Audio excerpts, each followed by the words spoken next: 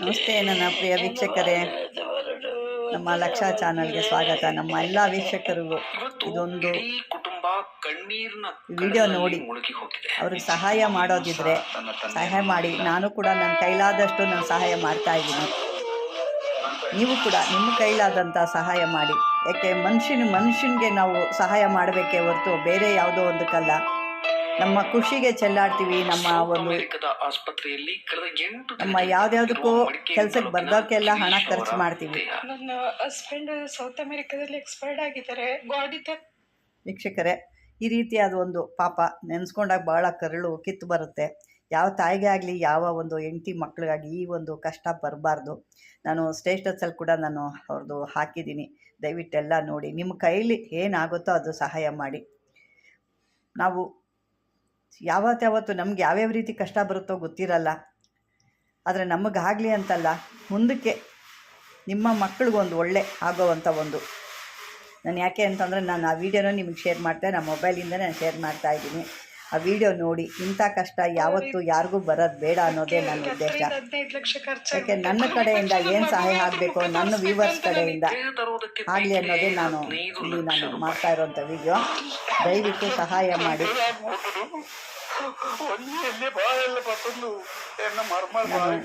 Status ಅಲ್ಲಿ ಹಾಕಿದ್ದೀನಿ ಅವ್ರದ್ದು ಫೋನ್ ಪೇ, ಗೂಗಲ್ ಪೇ, ಯಾವುದೇ ಒಂದು ಮಾಡಿದ್ರು ಅದಕ್ಕೆ ಮಾಡಿ ನೀವು ಪಾಪ ಅಂತ ಹೇಳ್ತಾ ಇದ್ದೀನಿ. ಇನ್ನೂ ಹೆಚ್ಚಿನ ಮಾಹಿತಿ ನಿಮಗೆ ಬೇಕು, ಫೋನ್ಪೇ ಗೂಗಲ್ ಪೇ ಮಾಡೋಕ್ಕೆ ಯಾವ ಥರ ಅಂದರೆ ಆ ಒಂದು ಇದ್ರಲ್ಲಿ ನಿಮಗೆ ತೋರಿಸ್ತಾರೆ. ಸ್ಟೇಟಸಲ್ಲಿ ನಾನು ಕೂಡ ಹಾಕಿದ್ದೀನಿ, ಅದನ್ನು ನೋಡಿ ನೀವು ಅವ್ರಿಗೊಂದು ಸಹಾಯ ಮಾಡಿ. ಗಿರೀಶ್ ಅವರು ಗಯಾನದಲ್ಲಿ ಮೃತಪಟ್ಟಿದ್ದು ಬಹಳಷ್ಟು ನೋವಿನ ಸಂಗತಿ. ಬರೇ ಮಲೆನಾಡು ಮಾತ್ರ ಅಲ್ಲ, ಕೊಡಗು, ಅಕ್ಷರಶಃ ಕೊಡಗಿನ ಪ್ರತಿಯೊಬ್ಬರು ಕೂಡ ಇದಕ್ಕೆ ಕಂಬನಿ ಮಿಡಿಯುವಂತ ವಿಚಾರ. ಕಳೆದ 1 ವಾರ ಆಗಿದ್ರೂ ಕೂಡ ಅವರ ಮೃತದೇಹವನ್ನ ತಾಯ್ನಾಡಿಗೆ ತರಲಿಕ್ಕೆ ಸಾಧ್ಯ ಆಗ್ಲಿಲ್ಲ. ಯಾಕೆ ಅಂತ ಹೇಳಿದ್ರೆ ಕೆಲವೊಂದಷ್ಟು ತಾಂತ್ರಿಕ ಕಾರಣಗಳಿಗೆ ಇದೆ. ಹಾಗಾದ್ರೆ ಅವರ ಮೃತದೇಹವನ್ನ ಇಲ್ಲಿಗೆ ತರೋದು ಹೇಗೆ? ಇದ್ರ ಬಗ್ಗೆ ನಾವು ಸಾಕಷ್ಟು ಚರ್ಚೆಗಳನ್ನ ಈಗಾಗಲೇ ಮಾಡಿದೀವಿ. ಮತ್ತು ಊರವರು ಕೂಡ ಸೇರಿದ್ದಾರೆ, ಪ್ರತಿಯೊಬ್ರು ಕೂಡ ಇಲ್ಲಿ ಇದ್ದಾರೆ. ಈಶ್ವರಣ್ಣ ಅವರು ಕೂಡ ಬಂದ್ರು, ಪ್ರತಿಯೊಬ್ರು ಕೂಡ ಮಾತಾಡಿದ್ರು. ತುಂಬಾ ಖರ್ಚಿದೆ, ಒಂದು 15 ಲಕ್ಷದವರೆಗೆ ಖರ್ಚಿದೆ. ಯಾಕಂದ್ರೆ ಅವರು ಇಲ್ಲಿಂದ ಹೋಗಿದ್ದು 101 ಕನಸುಗಳನ್ನ ಕಟ್ಕೊಂಡು ಬದುಕಿನಲ್ಲಿ ನಾನೇನಾದ್ರೂ ಮಾಡ್ತೀನಿ ಅನ್ನುವಂತಹ ಒಂದು ವಿಶ್ವಾಸದಲ್ಲಿ ಇಲ್ಲಿಂದ ಹೊರಟಿರುವಂತದ್ದು. ಹಾಗೆ ಹೊರಟವರಿಗೆ ಅಲ್ಲಿ ಅನಾರೋಗ್ಯ ಕಾಡೋದಲ್ಲದೆ ಅವರ ಜೀವನದಲ್ಲಿ ಇನ್ನು ತಾಯ್ನಾಡಿಗೆ ನಾನು ಮರಳೋದೇ ಇಲ್ಲ ಅನ್ನುವಂತಹ ಒಂದು ಕೊನೆಯ ಕ್ಷಣದ ಅವರ ಮನಸ್ಸಲ್ಲಿ ಬಂದಿರ್ಬೋದು ಜೀವ ಹೋಗುವ ಟೈಮಲ್ಲಿ. ಆದ್ರೆ ತನ್ನ ಪತ್ನಿ, ಮಗಳು ಹಾಗೆ ತಾಯಿಯ ನೆನಪು ಅವರಿಗೆ ಬಂದಿರುತ್ತೆ. ಆದ್ರೆ ಮಗಳು 6 ತಿಂಗಳಿರುವಾಗ ಅವರು ಅಲ್ಲಿಗೆ ಹೋಗಿರುವಂತದ್ದು ಗಯಾನಕ್ಕೆ. ಅದು ಕೂಡ ಸಾಲ ಮಾಡ್ಕೊಂಡು ಇಲ್ಲಿಂದ ಹೋಗಿದ್ದಾರೆ. ಅಲ್ಲಿ ನನ್ನ ಮಗಳು ಇಷ್ಟು ದೊಡ್ಡದಾಗಿರ್ಬೋದು, ಆಟ ಆಡ್ತಿರ್ಬೋದು, ನಾನು ನೋಡ್ಬೇಕು ನಾಳೆ ಅಂತ ಹೇಳುವಂಥದ್ದು ಅವ್ರಿಗೊಂದು ಆಸೆ ಇದ್ದೇ ಇರುತ್ತೆ. ಒಬ್ಬ ತಂದೆಗೂ ಕೂಡ ಕನಸು ಇದ್ದೇ ಇರುತ್ತೆ. ಮಗಳು ಅಂತ ಹೇಳಿದ್ರೆ ಜಾಸ್ತಿ ಪ್ರೀತಿ ಇರುತ್ತೆ. ಆದ್ರೆ ಅವ್ರು ಇವತ್ತು ಮಗುವನ್ನ ನೋಡ್ಲಿಕ್ಕೆ ಸಾಧ್ಯ ಆಗ್ಲಿಲ್ಲ. ಕನಿಷ್ಠ ಅವರ ಕುಟುಂಬಕ್ಕೆ ಇರೋದು ಒಂದೇ ಒಂದು, ಹೇಗಾದರೂ ಮಾಡಿ ನಾವು ಇಲ್ಲಿಗೆ ಅವರ ಮೃತದೇಹವನ್ನಾದ್ರೂ ನಾವು ತರಬೇಕು ಅನ್ನುವಂತಹ ಒಂದು ವಿಚಾರ ಇದೆ. ಹಾಗಾಗಿ ತಾವೆಲ್ಲರೂ ಕೂಡ ತಮ್ಮ ಕೈಯಲ್ಲಾದಷ್ಟು ಮಟ್ಟಿನ ಸಹಾಯವನ್ನ ಈ ಕುಟುಂಬಕ್ಕೆ ನೀಡಿ ಅಂತೇಳಿ ನಾವು ಕೂಡ ನ್ಯೂಸ್ ನಾಟ್ ಔಟ್ ಚಾನಲ್ ಪರವಾಗಿ ನಿಮ್ಮೆಲ್ಲರಲ್ಲೂ ಕೂಡ ಮನವಿ ಮಾಡ್ತೇವೆ. ಹಾಗೆ ಸಮಸ್ತ ಮಲೆನಾಡು ಜನ, ಕೊಡಗಿನ ಜನ ಮನಸ್ಸು ಮಾಡಿದ್ರೆ ಏನ್ ಬೇಕಾದ್ರೆ ಮಾಡ್ತಾರೆ ಅಲ್ವಾ. ಸಾಕಷ್ಟು ಉದಾಹರಣೆಗಳಿದಾವೆ. ನಮ್ಮ ದೇಶಕ್ಕೆ ಅನೇಕ ಕೊಡುಗೆಗಳನ್ನ ಕೊಡಗಿನ ಜನ ನೀಡಿದ್ದಾರೆ. ಹಾಗಾಗಿ ಇಲ್ಲಿಯ ಜನರು ಎಲ್ಲರೂ ಒಂದಾದ್ರೆ ಖಂಡಿತವಾಗಿ ಈ ಒಂದು ಅಮೌಂಟ್ ಅನ್ನು ಕಲೆಕ್ಟ್ ಮಾಡೋದು ದೊಡ್ಡ ವಿಷಯ ಮಾತ್ರ ಅಲ್ಲ. ಕೊಡಗು ಮಾತ್ರ ಅಲ್ಲ, ದಕ್ಷಿಣ ಕನ್ನಡ ಆಗಿರ್ಬೋದು, ಈ ಕಡೆ ಬೇರೆ ಬೇರೆ ಉತ್ತರ ಕನ್ನಡ ಭಾಗದ ಜನಗಳಾಗಿರ್ಬೋದು, ಬೇರೆ ಬೇರೆ ಭಾಗದ ಜನಗಳು ನಾವು ಸಬ್ಸ್ಕ್ರೈಬರ್ಸ್ ಇದ್ದೀರಿ. ದಯವಿಟ್ಟು ಈ ಕುಟುಂಬಕ್ಕೆ ನೆರವಾಗಿ ಹಾಗೆ ಆ ಮೃತದೇಹವನ್ನ ಇಲ್ಲಿಗೆ ತರಲಿಕ್ಕೆ ನಾವೆಲ್ಲರೂ ಕೂಡ ಕೈ ಜೋಡಿಸೋಣ. ಮೊದಲನೇದಾಗಿ ನಾನು ಈಶ್ವರಣ್ಣ ಅವರನ್ನು ಮಾತಾಡಿಸ್ತೇನೆ. ಅಷ್ಟು ದೂರದಿಂದ ನೀವು ಬಂದಿದ್ದೀರಿ, ವಿಚಾರ ತಿಳಿದು ಈ ಕುಟುಂಬಕ್ಕೆ ಏನೇನು ಅವಶ್ಯಕತೆ ಇದೆ ಅಂತ ನಿಮಗೆ ಹೇಳಿದ್ರು ಅಂತ. ನಮಸ್ಕಾರ ಎಲ್ರಿಗೂ. ನಾನು ನಿಮ್ಮ ಪ್ರೀತಿ ಈಶ್ವರ್ ಮಲ್ಪೆ. ಈ ವಿಷಯ ಕೇಳ್ಪಟ್ಟದ್ದು ಜಾನಕಿ ಅಮ್ಮ. ಈ ತಾಯಿ ನಮ್ಮ ಅಕೌಂಟ್ ಅಲ್ಲಿ ನೋಡಿ ಈಶ್ವರ್ ಮಲ್ಪೆ ನೆರವು ಮಾಡ್ತಾರೆ ಅಂತ ಹೇಳಿ ನಮ್ಗೆ ಫೋನ್ ಮಾಡಿದ್ದಾರೆ. ಈ ತಾಯಿ ಜಾನಕಿ ಅವರ ಗಂಡ ಅಮೆರಿಕದ ಗಯಾನ ಎಂಬ ಒಂದು ಕೆಲಸಕ್ಕಂತ ಹೋದಾಗ ಅಲ್ಲಿ ಅಚಾನಕ್ ಆಗಿ ಆರೋಗ್ಯದ ಏರುಪದಿಂದ ತೀರಿ ಹೋಗಿರ್ತಾರೆ. ಆದ್ರೆ ಅವ್ರು ಇಲ್ಲಿಂದ ಹೋಗುವಾಗ್ಲೇ ತುಂಬಾ ಸಾಲ ಅದೆಲ್ಲ ಮಾಡ್ಕೊಂಡು ಹೋಗಿ ಒಂದು ಕೆಲಸಕ್ಕೆ ಹೋಗ್ತಾರೆ. ಇವತ್ತು ನಾನು ಹೇಳೋದಿಷ್ಟೇ ಸ್ನೇಹಿತರೆ, ಈ ತಾಯಿಯ ಒಂದು ಆ ಚಿಕ್ಕ ಕಂದಮ್ಮನ ನೋಡಿ ಇಲ್ಲಿಂದ ಸುಮಾರು ಒಂದು 10 ರಿಂದ 15 ಲಕ್ಷ ರೂಪಾಯಿ ಆಗ್ತದೆ. ದಯವಿಟ್ಟು ಸಮಸ್ತ ಜನತೆ, ನಮ್ಮ ಮಡಿಕೇರಿಯ ಎಲ್ಲ ಅಭಿಮಾನಿ ದೇವರುಗಳು ಎಲ್ಲರೂ ಕೈ ಮುಗಿದು ಕೇಳ್ತೇನೆ ಅಂದ್ರೆ ಈ ತಾಯಿಯ ಒಂದು ಕಣ್ಣೀರನ್ನು ನಾವೆಲ್ಲರೂ ಓಡಿಸ್ಬೇಕು. ಆ ಚಿಕ್ಕ ಕಂದಮ್ಮ ತಂದೆಯ ಅಗಲಿಕೆಯನ್ನೇ ನೋಡಿಲ್ಲ, ಯಾಕೆಂದ್ರೆ 6 ತಿಂಗಳಿಂದ ನೋಡಿದ ಮಗು ಇಷ್ಟ ತನಕ ತಂದೆಯ ಬರುವಿಕೆಯನ್ನೇ ನೋಡ್ತಾ ಇದೆ. ಆ ಮಗುವಿಗೆ ಸಹ ಏನಂತ ಗೊತ್ತಿಲ್ಲ, ತಾಯಿಗೆ ಸಹ ಗೊತ್ತಿಲ್ಲ. ಆದ್ರೆ ಇವತ್ತು ಈ ಜಾನಕಿಯಮ್ಮನ ಒಂದು ಮುಖ ನೋಡಿ ಎಲ್ಲರೂ ಇಲ್ಲಿನ ಮಡಿಕೇರಿಯ ಅಥವಾ ಸಮಸ್ತ ನಮ್ಮ ಭಾರತ ದೇಶದಲ್ಲಿರುವ ಮೂಲೆ ಮೂಲೆಯಲ್ಲಿರುವ ಎಲ್ಲ ನನ್ನ ಅಭಿಮಾನಿ ದೇವರುಗಳು ಸಹ ಈ ತಾಯಿ ಒಂದು ಕಣ್ಣೀರು ಒರೆಸ್ಬೇಕು ಈ ಮಗಳದು.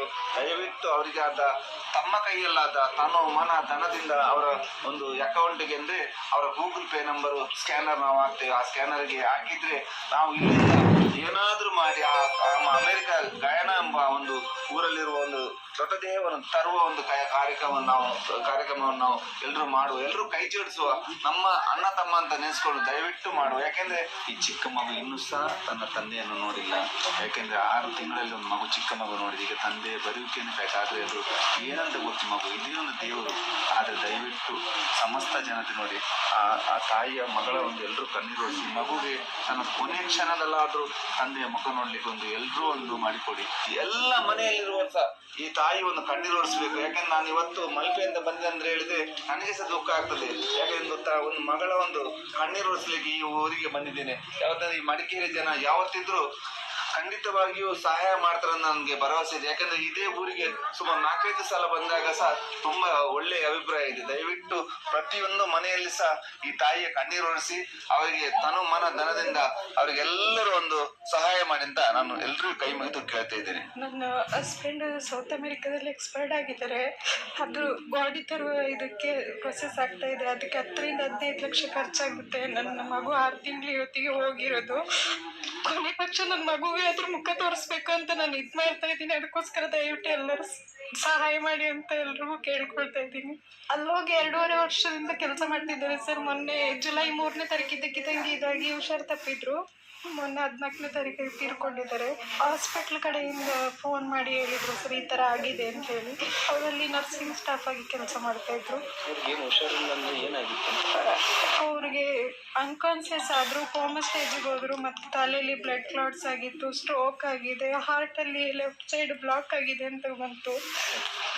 10 ಡೇಸ್ ಕೋಮಾ ಸ್ಟೇಜಲ್ಲಿ ವೆಂಟಿಲೇಟರ್ ಮೇಲೆ ಇದ್ರು. ಮೊನ್ನೆ 14ನೇ ತಾರೀಕು ತೀರ್ಕೊಂಡ್ರು.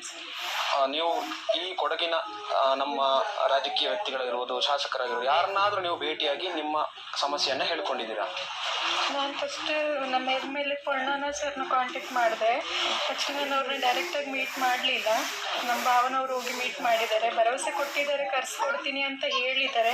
ಅಲ್ಲಿಯ ಆಡಳಿತ ವರ್ಗ ನಿಮಗೆ ಏನು ಹೇಳಿದೆ? ನಿಮ್ಮನ್ನು ಸಂಪರ್ಕ ಮಾಡಿದೆಯಾ ಅಲ್ಲಿಯ ಗೌರ್ಮೆಂಟ್ ಅಥವಾ ಏನಾದರೂ ಸಂಪರ್ಕ ಮಾಡಿದ್ದಾರೆ? ಸಂಪರ್ಕ ಮಾಡಿದ್ದಾರೆ. ಈಗ ನಮ್ಗೆ ಏನಂದ್ರೆ ಅದೇ ಒಂದು ಬಾಡಿ ತರಿಸ್ಲಿಕ್ಕೆ ನಮ್ಗೆ ಹಣದ ಅವಶ್ಯಕತೆ ತುಂಬಾ ಇದೆ. ನಮ್ಗೆ ನಾವು ಆರ್ಥಿಕವಾಗಿ ತುಂಬಾ ಇದ್ದೀವಿ. ಅದರಿಂದ ನಮ್ಗೆ ಮೃತದೇಹವನ್ನು ತರಿಸ್ಕೊಳಕ್ ಆಗ್ತಾ ಇಲ್ಲ. ಸದ್ಯ ಈ ಮೃತದೇಹವನ್ನು ಎಲ್ಲಿ ಇಟ್ಟಿದ್ದಾರೆ ಅನ್ನೋದಾದ್ರೂ ನಿಮಗೆ ಗೊತ್ತಿದೆಯಾ? ಈಗ ಅದರ ಬಗ್ಗೆ ಆದ್ರೂ ಮಾಹಿತಿ ಇದೆಯಾ? ಇದೆ ಸರ್. ಅವ್ರದ್ದು ಅಲ್ಲಿ ಸೌತ್ ಅಮೆರಿಕದ ಗಯಾನ್ ಅಂತ ಹೇಳೋ ಪ್ಲೇಸಲ್ಲಿ ಜಾರ್ಜ್ ಟೌನ್ ಅಂತ ಇದೆ. ಅಲ್ಲಿ ಈಗ ಒಂದು 7 ಡೇಸ್ ಇಂದ ಕೋಲ್ಡ್ ಸ್ಟೋರೇಜ್ ಅಲ್ಲಿ ಇಟ್ಟಿದ್ದಾರೆ ಸರ್. ಅದನ್ನ ಕೋಲ್ಡ್ ಸ್ಟೋರೇಜ್ ಅಲ್ಲಿ ಇಟ್ಟಿದ್ದಾರೆ.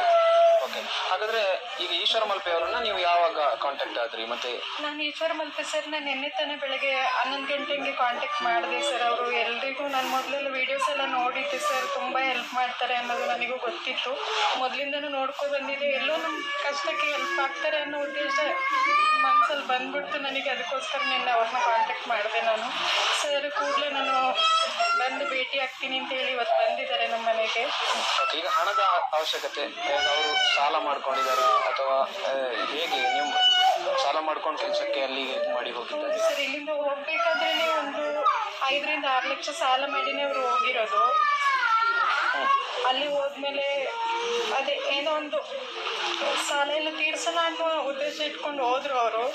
ಆದರೆ ಈಗ ಸಡನ್ಲಿ ಮೊನ್ನೆ ಇದಕ್ಕಿದ್ದಂಗೆ ಹುಷಾರು ತಪ್ಪಿ ಈ ಥರ ಆಗಿದೆ. ಮುಂಚೆ ಅನಾರೋಗ್ಯ ಇರೋದು ನಿಮಗೆ? ಏನು ಇಲ್ಲ ಸರ್, ಏನು ಇರಲಿಲ್ಲ.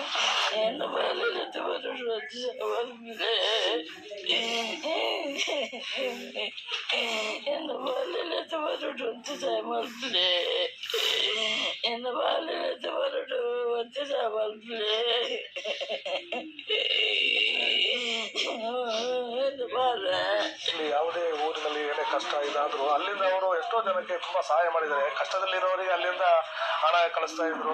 ಅವರೇ ಬಡವರಾದ್ರು ಇನ್ನು ಯಾರಿಗೂ ಇದು ಮಾಡಲಿಲ್ಲ. ಎಲ್ಲ ಜನಕ್ಕೂ ಕಷ್ಟ ಅಂತ ಹೇಳುವಾಗ ಸಹಾಯ ಮಾಡೋ ವ್ಯಕ್ತಿ. ನಾವು ತುಂಬಾ ಸಣ್ಣದಿಂದ ನೋಡ್ತಾ ಇದ್ದ ವ್ಯಕ್ತಿ. ಅವರು ಊರಿನಲ್ಲಿ ತುಂಬಾ ಉಪಕಾರಿ. ಅಂದ್ರೆ ಅಲ್ಲಿ ಹೋಗುವಾಗಲೂ ನಮ್ಮ ಹತ್ರ ಎಲ್ಲ ಹೇಳಿದ್ರು, ನಾವು ಈ ತರ ದುಡಿಲಿಕ್ಕೋಸ್ಕರ ಹೋಗ್ತಾ ಇದ್ದೀವಿ, ಎಷ್ಟು ದೂರ ಹೋಗ್ತಾ ಇದೀವಿ. ನಾವು ಆವಾಗಲೂ ಹೇಳಿದ್ರು, ನೀವು ಅಷ್ಟು ದೂರ ಹೋಗ್ತಿದ್ದೀರಿ, ಸಾಲ ಮಾಡಿ ಹೋಗ್ತಾ ಇದ್ದೀರಿ, ಯಾಕೆ ಇಷ್ಟು ಸಾಲ ಮಾಡಿ ಹೋಗ್ತೀವಿ? ಇಲ್ಲ, ನನ್ನ ಮನೆ ಪರಿಸ್ಥಿತಿ ತುಂಬಾ ಕಷ್ಟ ಇದೆ, ಅದಾಗಿದೆ, ಇದಕ್ಕೋಸ್ಕರ ನಾನು ದುಡಿಲಿಕ್ಕೆ ಅಲ್ಲಿಗಂತ ಹೋಗ್ಬೇಕಾಗುತ್ತೆ ಅಂತ ಹೇಳಿ ಇಲ್ಲಿಂದ ಹೋದ್ರು. ತುಂಬಾ ಆತ್ಮೀಯವಾದ ವ್ಯಕ್ತಿ, ಒಳ್ಳೆ ವ್ಯಕ್ತಿತ್ವ. ದಯವಿಟ್ಟು ಬಂಧುಗಳೇ, ಅವರಿಗೆ ನಮ್ಮಿಂದ ಆದಷ್ಟು ನಾವು ಸಹಾಯ ಮಾಡ್ತಿದ್ದೀವಿ. ನೀವೆಲ್ಲರೂ ತಮ್ಮ ಕೈಲಾದ ಸಹಾಯವನ್ನು ಮಾಡಬೇಕು ಅಂತ ಹೇಳಿ ನಾವು ಗ್ರಾಮಸ್ಥರ ಪರವಾಗಿ, ಊರಿನವರ ಎಲ್ಲರ ಪರವಾಗಿ, ಎಲ್ಲ ಕರ್ನಾಟಕ ಜನತೆ, ಭಾರತದ ಇಡೀ ಎಲ್ಲ ಜನತೆಗೆ ನಾವು ಕೋರಿಕೊಳ್ಳೋದು ಒಂದೇ, ನಿಮ್ಮ ಕೈಲಾದ ಸಹಾಯ ಮಾಡಿ ಅಂತ ಹೇಳಿ ಕೇಳ್ತಾ ಇದ್ದೀವಿ. ಈಗ ಗಿರೀಶ್ ಅವರು ಗಾಯನದಲ್ಲಿ ಮೃತಪಟ್ಟಿದ್ದಾರೆ. ಅದಕ್ಕಾಗಿ ತುಂಬ ಹಣದ ಅವಶ್ಯಕತೆ ಇದೆ. ಎಲ್ಲರ ಸಹಾಯ ಭಾಳ ಮುಖ್ಯ ಇದೆ ಇದರಲ್ಲಿ. ದಯವಿಟ್ಟು ಎಲ್ಲರೂ ಆದಷ್ಟು ಗಿರೀಶನ ಮೃತದೇಹ ತರಲು ಸಹಕರಿಸಬೇಕು. ಭಾರಿ ಕಷ್ಟ ಉಂಟಲ್ಲ ಎಂಕನ ಪಾಪ ತಗ್ಲು ಮಗನು ಮಾತೆಲ್ಲ ದೇವ್ರ ಸಹಾಯ ಮಾಡ್ತದೆ. ఆయన సహాయ మార్పులు ఇవ్వంతే ಬೇಡಂತಂದೆ దెయ్యద కోల అవుతుంది. ఆ కోల ఖరీదు పోయినాయి. అలా ఇంకా భారీ బేజరా ఉంటుంది.